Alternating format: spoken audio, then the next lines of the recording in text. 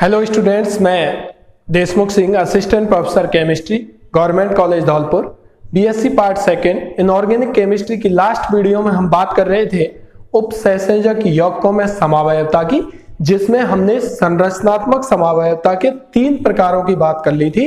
पहला प्रकार था हमारा आयनाइजेशन आइसोमेरिज्म या आयनीकरण समावयवता, दूसरा था हमारा हाइड्रेट आइसोमेरिज्म या हाइड्रेट समावयवता, और तीसरा प्रकार था हमारा लिंकेज आइसोमेरिज्म या बंधन समावयवता। वहां पर मैंने आपको ये बताया था कि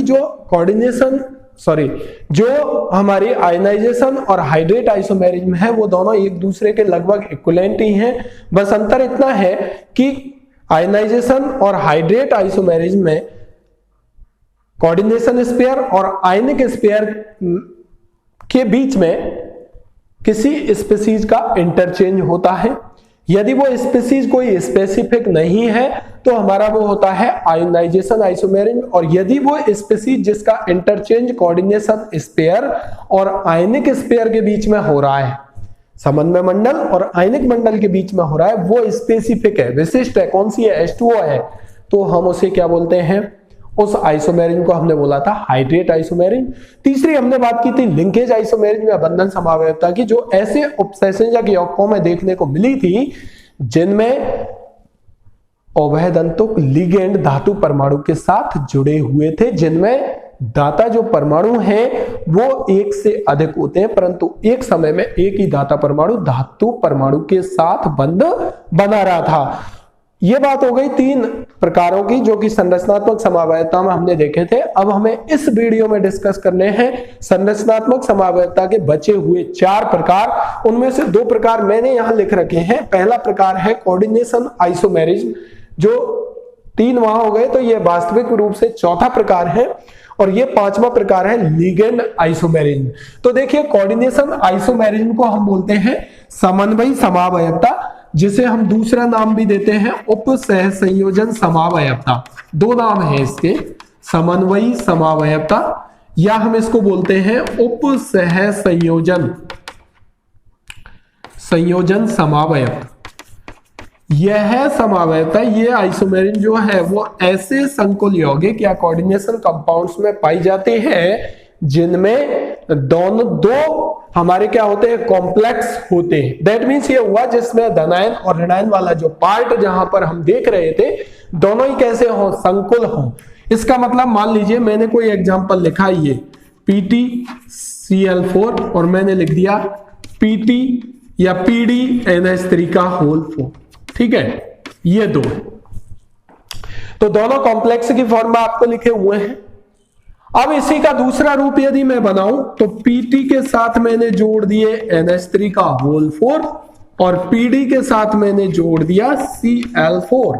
तो मैं यहां ये कहूंगा कि ये जो दोनों हमारे आए, ये कंपाउंड्स जो हमारे पास हैं, पहली बात तो कोऑर्डिनेशन आइसोमेरिज्म या उपसंयोजन समावयवता या समन्वयी समावयवता ऐसे संकुल यौगिकों में देखने को मिलती है जहां पर ये दोनों ही जो पार्ट हमारे होते हैं वो दोनों धनायन और ऋणायन, जिन्हें हम बोल सके वो कैसे होते हैं, संकुल यौगिक की फॉर्म में ही होते हैं, ठीक है। अब इसका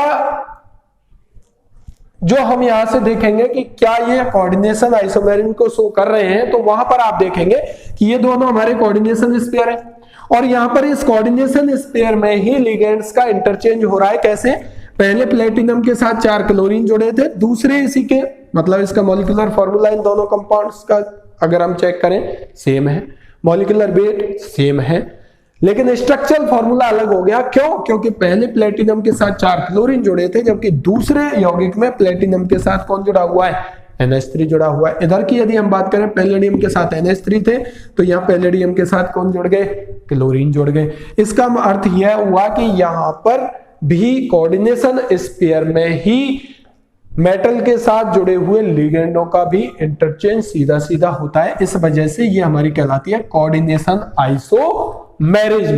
और भी डिफरेंट एग्जांपल यहां पर आप ले सकते हैं जिनसे इसको एक्सप्लेन किया जा सकता है। जैसे मैं कहूं कि मान लीजिए ये एग्जांपल लिया मैंने CONH3 का होल 4, ठीक है, एक एग्जांपल ये ले लिया, और ले लिया मैंने PtCl4। अगले में मैं क्या बनाऊंगा, इसी का जो दूसरा आइसोमर जो कोऑर्डिनेशन आइसोमेरिज्म को शो करेगा, Cl4 कर दूंगा और उसके बाद में Pt के साथ क्या जोड़ दूंगा, NH3 का होल 4। अब ये दोनों कंपाउंड्स आपस में कोऑर्डिनेशन आइसोमेरिज्म को शो कर रहे हैं, जिनके molecular formula, molecular weight same है।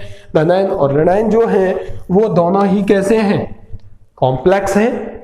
ठीक है, कॉपर का यहाँ एमीन के साथ बन रहा है, यहाँ क्लोराइड के साथ बन रहा है। तो इस तरीके के जिन संकुल यौगिकों में इस तरीके की स्थिति आती है, ऐसे आइसोमर जो ऑब्टेन होते हैं वो हमारे कहलाते हैं, वो प्रॉपर्टी हमारी कहलाती है कोऑर्डिनेशन आइसोमेरिज्म।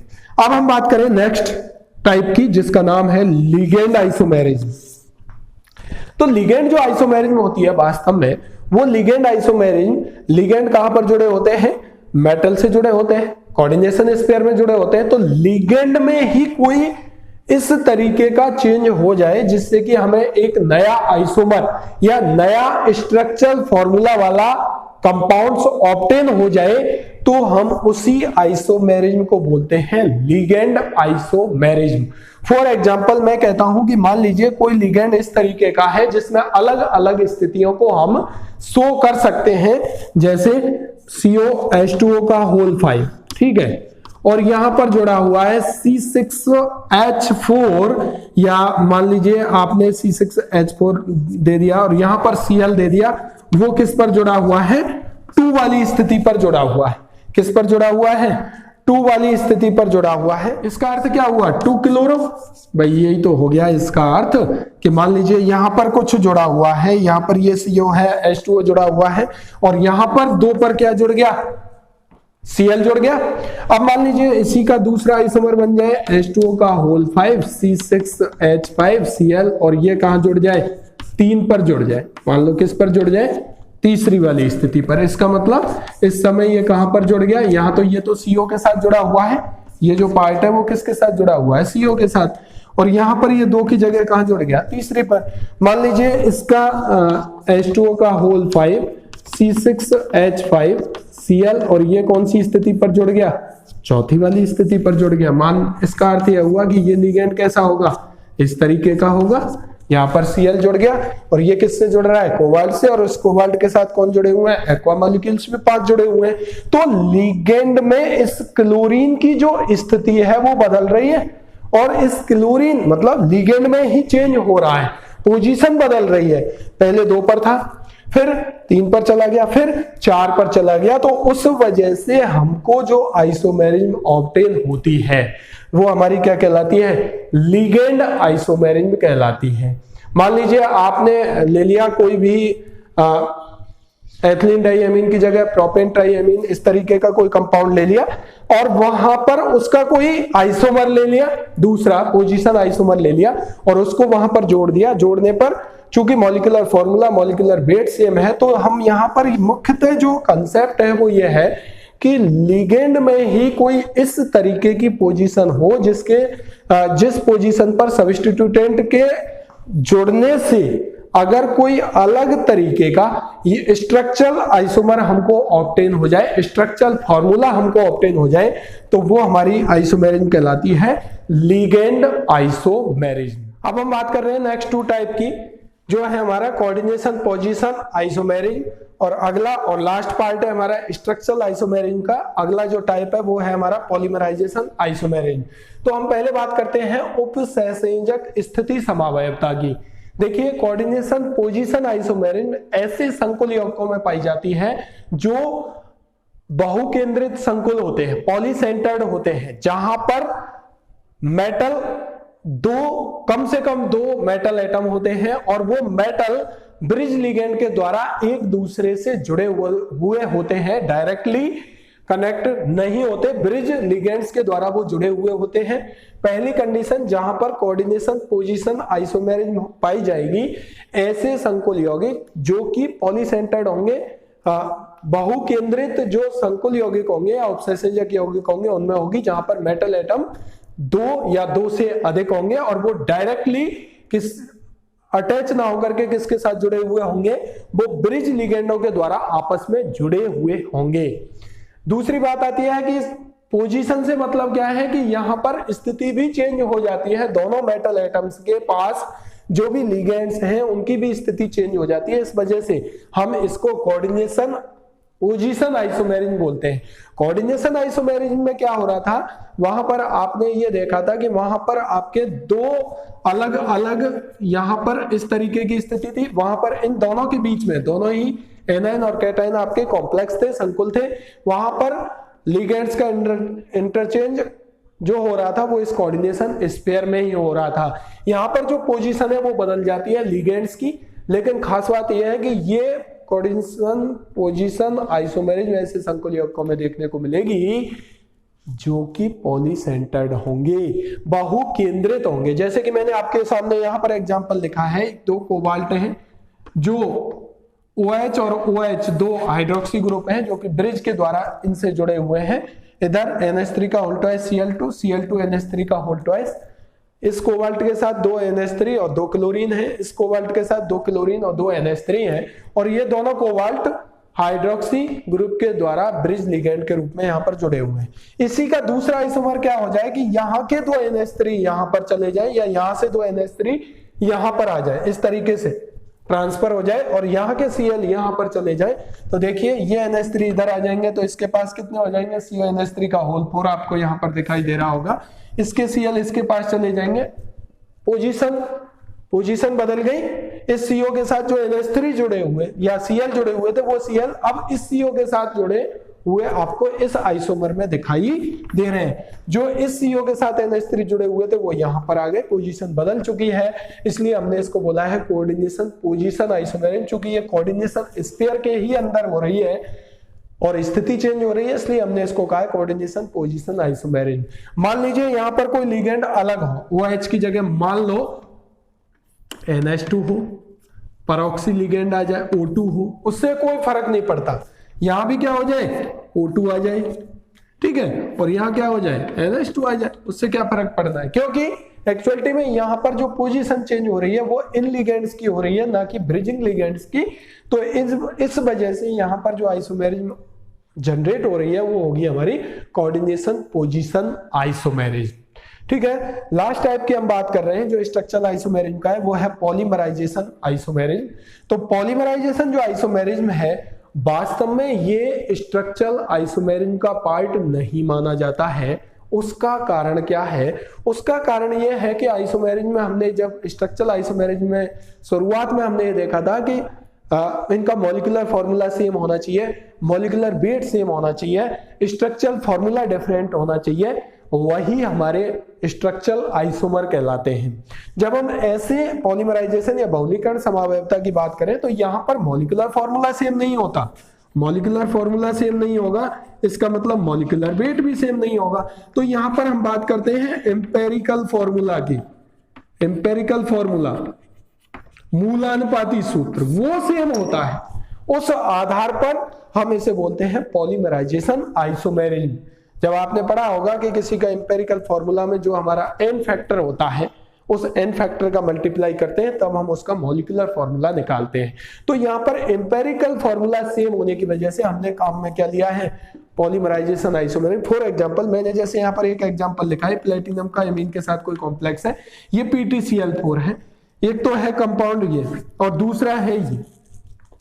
अगर हम यहाँ पर देखें Pt NH3 और Cl इनका रेशियो निकालें, ठीक है, इस कंपाउंड में निकालें तो एक Pt, दो NH3 और दो Cl, ठीक है। अगर मैं यहां पर निकालूं तो देखिए इस पूरे में दोनों में तो दो Pt हैं, यहां पर Pt कितने हैं, दो, NH3 कितने हैं यहां पर, चार, ठीक है, और Cl कितने हैं यहां पर, चार। यही स्थिति है, इस पूरे कंपाउंड में Pt दो है, NH3 चार है और Cl चार है। इसको मैं 1, 2 और 2 में कन्वर्ट कर लूंगा। देखिए इन दोनों का जो एम्पेरिकल फॉर्मूला, बेसिक जो यूनिट है जिससे बना है फॉर्मूला, डेरिवेटिव जिसका है 1, 2, 2, यहां भी क्या निकल गया है 1, 2, 2, तो दोनों का एम्पेरिकल फॉर्मूला सेम है। तो इस तरीके के कोऑर्डिनेशन कंपाउंड्स जिनका एम्पेरिकल फॉर्मूला सेम होता है वो पॉलीमराइजेशन आइसोमेरिज्म को शो करते हैं। वास्तविकता में यदि हम आइसोमेरिज्म की डेफिनेशन को देखें, स्ट्रक्चरल आइसोमेरिज्म की डेफिनेशन को देखें तो ये आइसोमेरिज्म उसको फॉलो नहीं करती है, क्योंकि हमने ये कहा था कि वहां पर मॉलिक्यूलर फॉर्मूला सेम होना चाहिए। यहाँ पर मॉलिक्यूलर फॉर्मूला कभी भी सेम नहीं है, दिख रहा होगा आपको मॉलिक्यूलर फॉर्मूला यहाँ पर डिफरेंट है, क्योंकि यहाँ 2 प्लेटिनम है, 4 NH3 है, 4 क्लोरीन है, जबकि यहाँ पर 1 प्लेटिनम है, 2 NH3 और 2 ही क्लोरीन है। तो मॉलिक्यूलर फॉर्मूला सेम नहीं होगा, तो मॉलिक्यूलर वेट भी सेम नहीं होगा, but empirical formula will be same.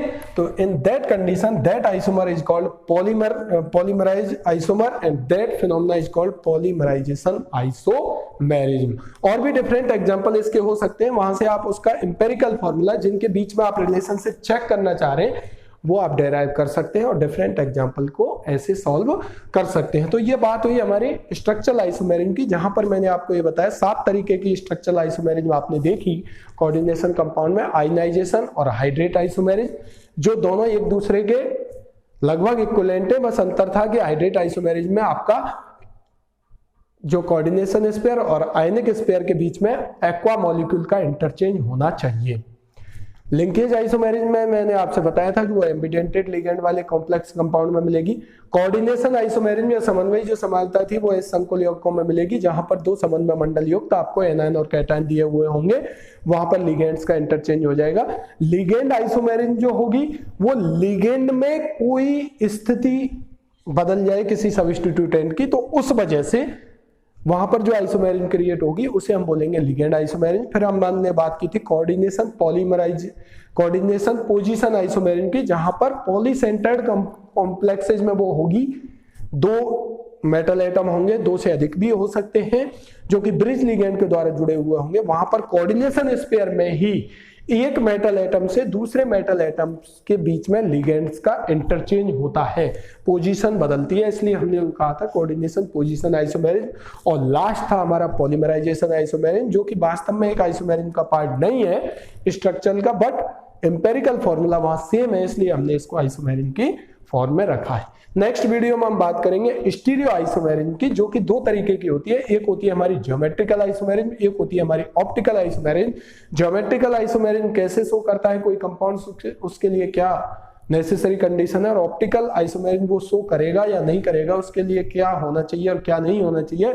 मुख्यतः हम समन्वय संख्या 4 और समन्वय संख्या 6 वाले संकुल यौगिकों के लिए ज्यामितीय और प्रकाशिक समानता की बात करेंगे नेक्स्ट 2 वीडियोज में।